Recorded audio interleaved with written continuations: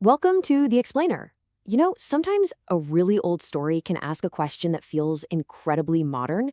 Today, we're diving into one of those, a classic short story to explore something pretty fundamental.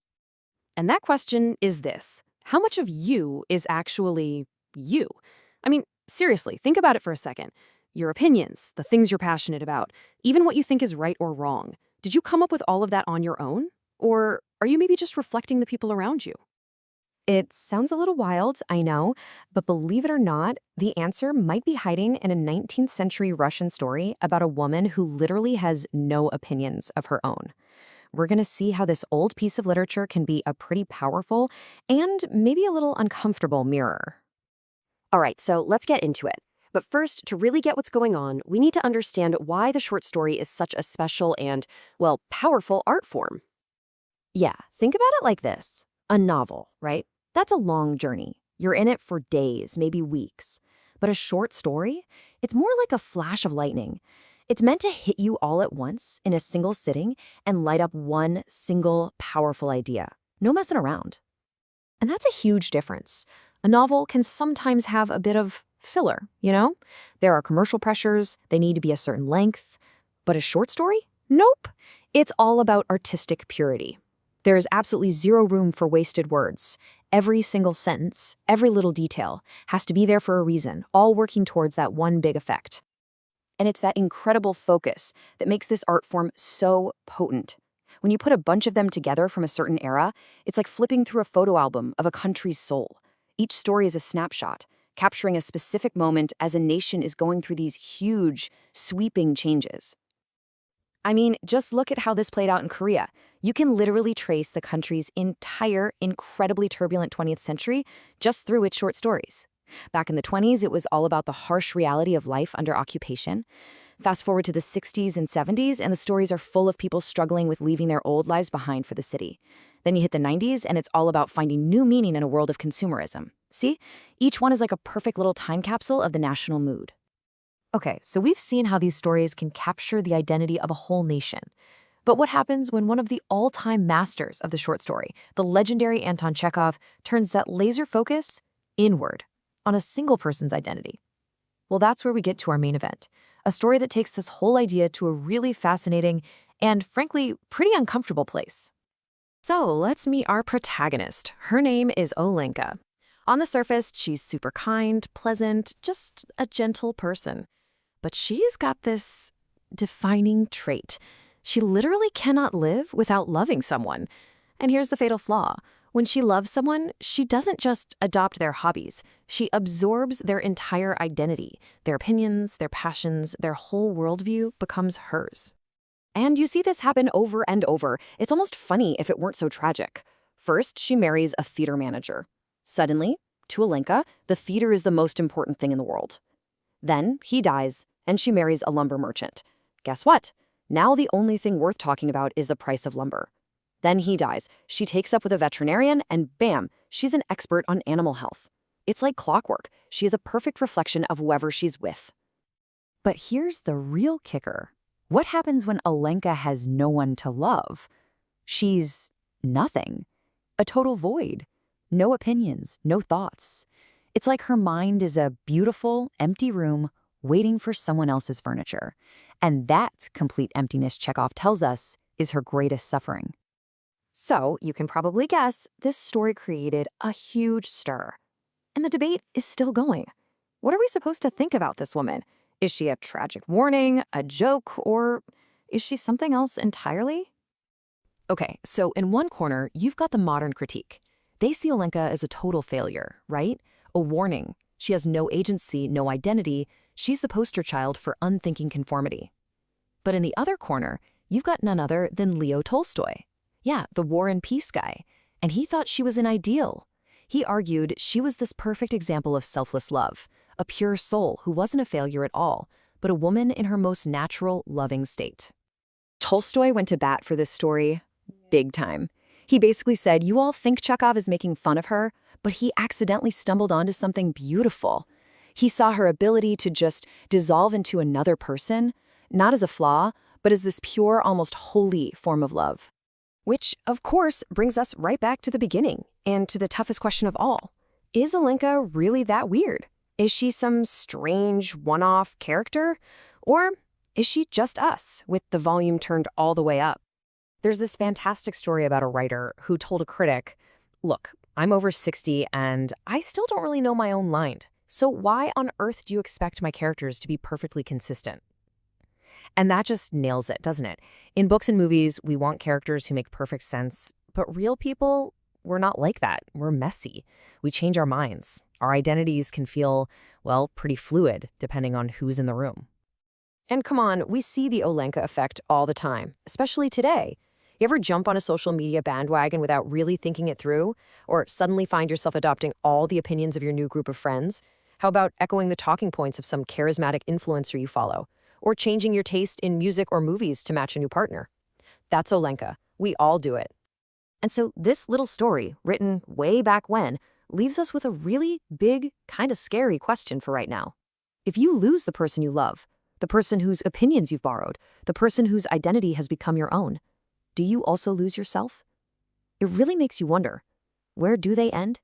And where do you actually begin?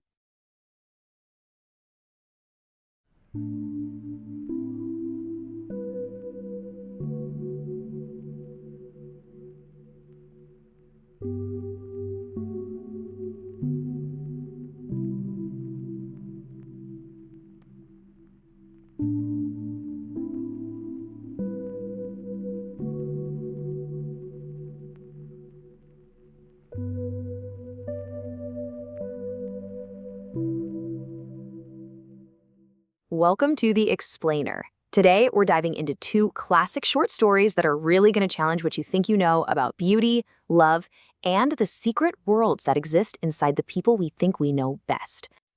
So, let's kick things off with a puzzle, one that comes from a famous tale by Oscar Wilde and really sets the stage for everything we're going to talk about. The question is simple. Why on earth would a statue called the Happy Prince be crying? Let's find out. To get to the bottom of the prince's tears, we actually have to travel back in time. We're heading to the 19th century, a time of radical change and, honestly, a lot of uncertainty. The old world was crumbling and nobody was quite sure what was coming next. You see, as those old certainties of religions started to weaken under the weight of new scientific discoveries, a lot of people felt lost. It created this kind of spiritual vacuum, a big empty space where meaning used to be.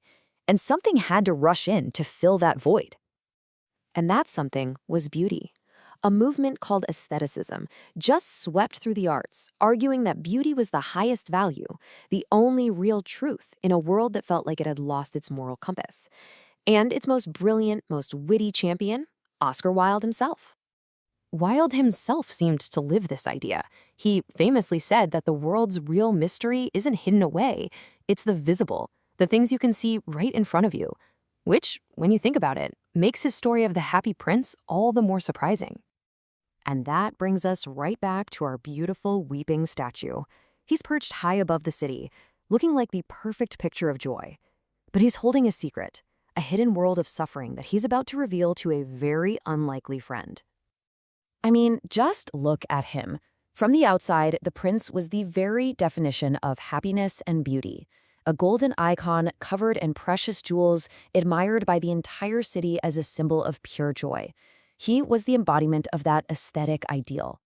But being put up so high gave him this terrible new perspective. He could now see all the poverty and suffering hidden away in the city's dark corners, a truth that was totally invisible to everyone below. So he asks a small swallow, who's late on its journey to sunny Egypt, to become his messenger. And so, piece by piece, the prince starts to strip away everything that makes him beautiful. He sends the little swallow to deliver his ruby, his sapphire eyes, and even the golden leaf covering his body to people in desperate need. With every single gift, he becomes less beautiful to the world. The once glorious statue is now just shabby and worthless. The city officials, seeing only his ugly exterior, tear him down to be melted in a furnace. His incredible sacrifice goes completely unseen by the very people who once admired his beauty. But a higher power sees their true value. And this is where the story asks its most profound question. What is truly precious? Is it the gold? The jewels? the beautiful art? Or is it something else? So here's the crucial point. The most precious things weren't the beautiful objects, but the instruments of compassion, the leaden heart that could feel for others, and the dead bird that acted on that feeling. Wilde is challenging us, saying true beauty isn't what you see on the surface. It's the invisible love and sacrifice that lies within. Now, that idea of an invisible world hidden beneath a beautiful surface, that brings us to our next story. We're going to turn from the hidden world of a city to the hidden world within a marriage, with James Joyce's absolute masterpiece, The Dead. Let's meet our main character, Gabriel. He's a confident university lecturer, a man of the world, who feels he's got everything pretty much figured out. He looks at his wife, Greta, and sees a simple, familiar woman whose life is completely intertwined with his. He honestly believes he knows everything there is to know about her. But over the course of just one festive evening, Gabriel's carefully constructed self-image begins to completely fall apart. He gives a great speech, he's feeling proud of himself, and then it's all undone by a single, simple song that his wife happens to overhear. Back in their hotel room, Greta reveals this passionate, tragic love story from her past that Gabriel never ever knew about. It's the story of a frail 17-year-old boy named Michael Fury, who loved her so desperately that he stood sick in the freezing rain just to say goodbye, an act that may very well have cost him his life. This shocking story just triggers a profound epiphany in Gabriel. In a single moment, his entire world is completely turned upside down. For the first time, Gabriel doesn't just see his wife. He sees Greta, a complete person with a soul and a history that's entirely her own. He realizes a boy once loved her with a passion he has never felt. And in that moment of recognition, his own ego just dissolves. That's the core idea of the story. Both of these incredible stories are pushing us to look beyond the surface, right? Whether it's a beautiful golden statue or the familiar face of someone we love, they show us that beneath the visible world we think we know, there is always a deeper, often sorrowful, and profound truth just waiting to be discovered. And this is the ultimate question these stories leave us with. It's a powerful reminder that sometimes the most profound discoveries aren't in some distant land, but in the hidden worlds that exist right inside the people we think we know best.